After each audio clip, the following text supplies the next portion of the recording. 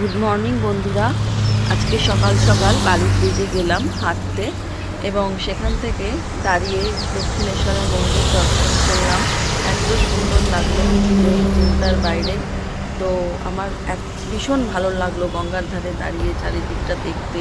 মনটা পুরো খুশি হয়ে গেছিলো আজ। এরপর সেখান থেকে গেলাম হনুমানজির দর্শন করতে।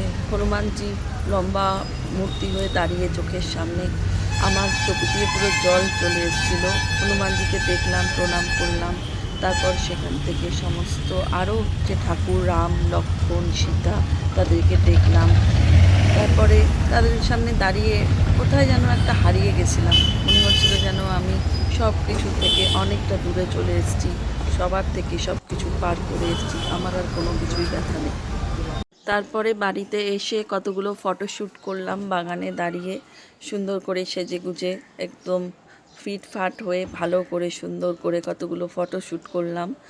আর তারপরে আমাদের এখানে যে ফুল হয়েছে সেই ফুলগুলোকে নিয়ে হাতের মধ্যে ধরে সেগুলোকে দেখলাম, আর সেটারও একটা ফটোশ্যুট করলাম। খুবই ভালো লাগলো। আজকে সারাটা দিন আমার ভীষণ আনন্দে কাটছে।